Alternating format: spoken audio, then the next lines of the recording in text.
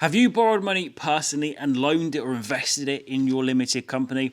If so, the chances are you might be missing out on some valuable tax relief known as HS340. In this video, we're going to cover absolutely everything you need to know about this relief and how you can use it to lower your tax bill. Before we get started, if you've not hit like and subscribe to this YouTube channel, please make sure you do, because each and every week we are posting what I think and what a lot of other people think is genuinely tax-saving information that is going to help you know the latest tax updates, the strategies, the reliefs, the loopholes, and how you can use them to your advantage to make sure you're paying the least amount of tax. So HS340, what is it? Essentially, HS340 is the name of HMRC's help sheet on this topic, which is qualifying interest payments. And what this means is if you've got an interest payment, you personally are paying interest, and that loan is for a qualifying purpose. You put the money into a limited company. Usually it's a case of you've brought shares in a limited company and you own 5% or more of the share capital in that company, or work full time if you want to get into granular detail, or you've loaned the money to your company.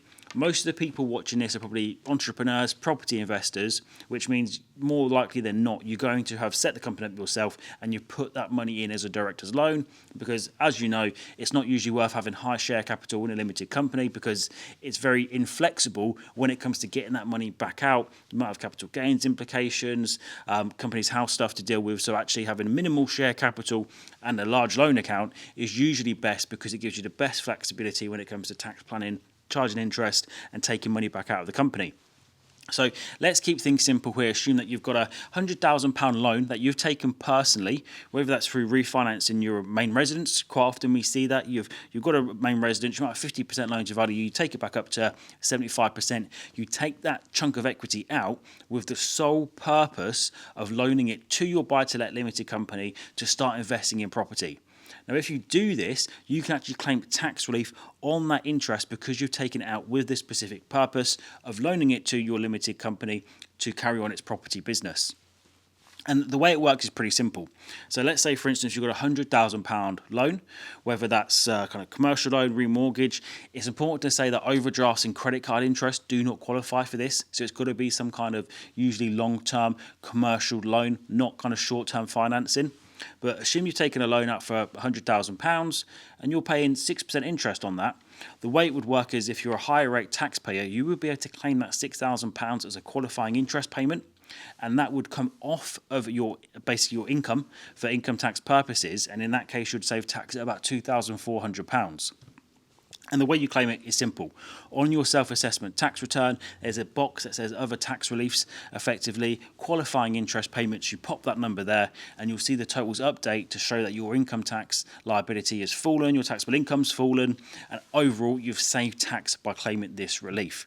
If you haven't loaned money to your company, so for instance, you just got the money sitting there and you put the money in as a director's loan, you've not specifically borrowed money, then in this case, you wouldn't be able to claim any interest relief because you've not paid any interest. So usually in that case, you'll just charge a interest amount on your director's loan. We've got tons of videos on that. You know, you can charge 10, 15, potentially up to 20% on unsecured lending to your limited company, no fixed payment terms. So ultimately, it's pretty difficult for HMRC to justify or to challenge that a rate isn't commercial, because if you look at the likes of iWoca and all these other kind of third-party lenders, when it comes to getting finance on those kind of terms, well, actually, in most cases you can't, and if you can, it's very, very astronomically high.